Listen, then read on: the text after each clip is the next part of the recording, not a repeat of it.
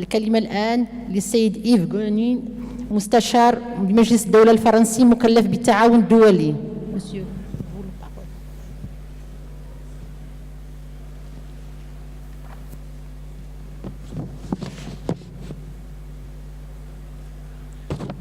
S'il vous plaît. الرجاء من السيد رافائيل فرنانديز فالفيرد الالتحاق بنا بالمنسا.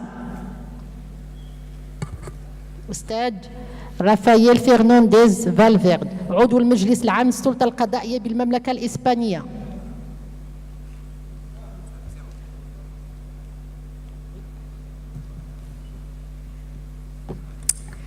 Salam alaikum. Good afternoon. Buenos dias. Bonjour. Je suis français, je suis conseiller d'État.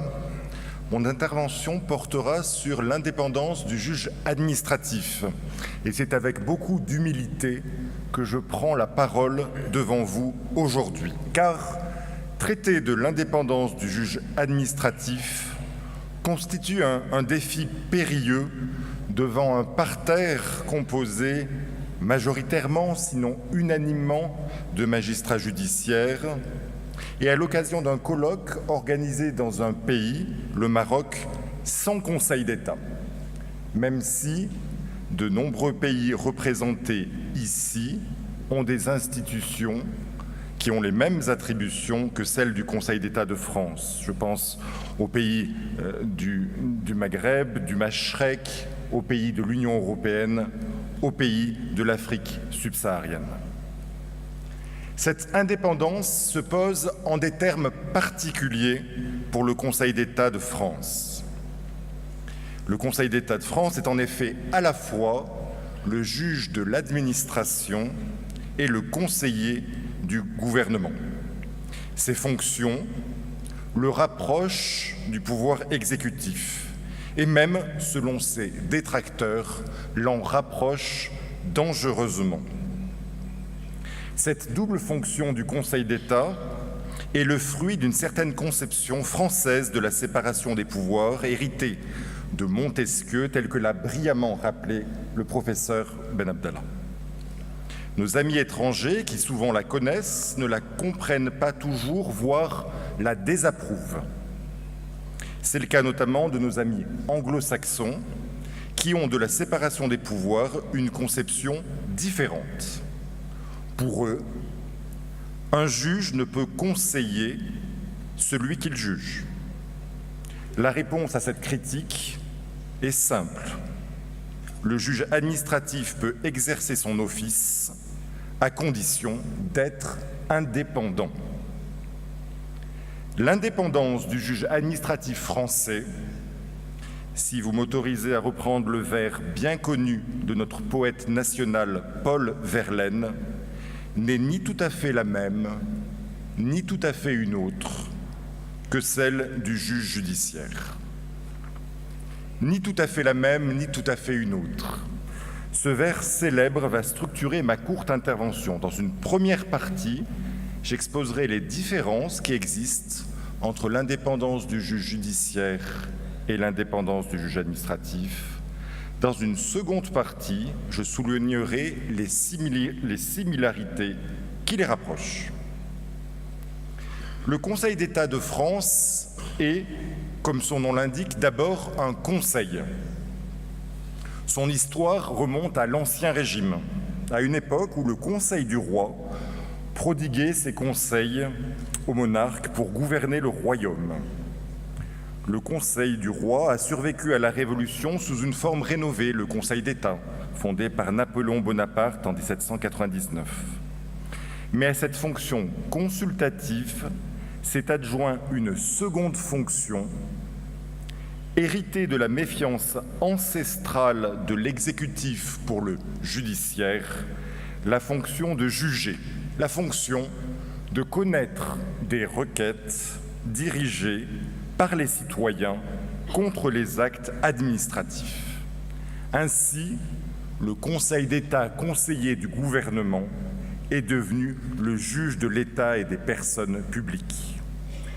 Du coup, la question de son indépendance se pose en des termes particuliers, du fait même de cette dualité fonctionnelle. La confusion au sein d'une même institution des deux fonctions de juge et de conseil fait peser sur les membres du Conseil d'État le soupçon légitime d'une proximité excessive avec le pouvoir exécutif.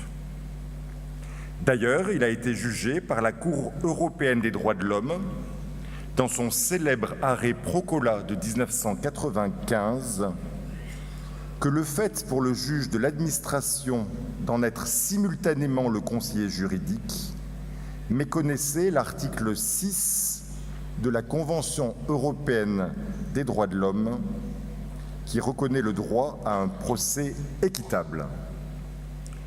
Pour faire pièce à cette jurisprudence, le Conseil d'État de France a réformé ses procédures et les textes qui les organisent afin d'ériger une véritable muraille de Chine entre ses fonctions consultatives et juridictionnelles. Mon intervention écrite en fait le détail, je vous y renvoie. Et j'en viens, car je sais votre temps précieux, à la seconde et dernière partie de ma présentation. Elle est plus classique. J'y montrerai que le juge administratif bénéficie de garanties similaires à celles dont jouit le juge judiciaire. La première dimension de l'indépendance est la gestion indépendante des carrières des magistrats administratifs. La loi du 31 décembre 1987 l'a confiée au Conseil d'État. C'est lui, et non le ministère de la Justice, qui assure en toute indépendance le recrutement, la formation, la promotion et l'affectation des magistrats administratifs.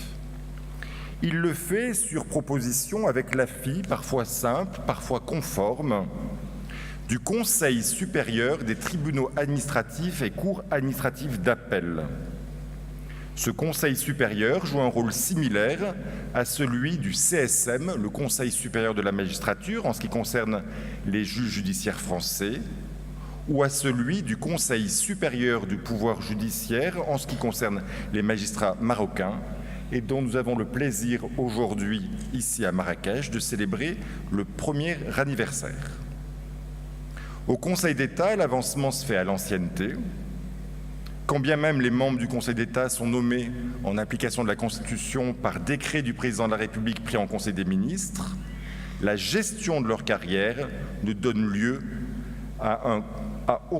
ni à un contrôle, ni à une immixtion de la part de l'autorité politique. En outre, l'inspection des tribunaux et des cours administratives relève d'une mission permanente qui est logée au Conseil d'État et non au ministère de la Justice. Enfin, les juges administratifs sont inamovibles, comme le sont les magistrats du siège français et les magistrats du siège marocain. La seconde dimension de l'indépendance est l'indépendance financière. Les moyens financiers accordés aux juridictions administratives font l'objet d'un programme autonome intitulé Conseil d'État et autres juridictions administratives au sein d'une mission spécifique Conseil et contrôle de l'État de la loi de finances. Le système mis en place pour les juridictions administratives a conduit à intégrer dans le secrétariat général du Conseil d'État des fonctions qui, dans l'ordre judiciaire français, relèvent de la direction des services judiciaires et, s'agissant de la gestion des juridictions, du secrétariat général du ministère de la Justice. En conclusion, le juge administratif bénéficie donc des mêmes garanties statutaires que le juge judiciaire, l'inamovibilité, l'avancement à l'ancienneté librement consentie, l'irresponsabilité à raison des actes commis dans l'exercice de la fonction juridictionnelle. Mais si, comme nous venons de le faire, on examine l'organisation de la justice administrative, on constate, non sans surprise, que celle-ci est structurellement moins proche, plus indépendante du ministère de la Justice que ne l'est la justice judiciaire. Cette conclusion n'est pas le moindre des paradoxes de notre étude qui, Partant du souci légitime nourri par la grande proximité du juge administratif avec l'État, se conclut par le constat d'une organisation très indépendante de l'exécutif. Je vous remercie.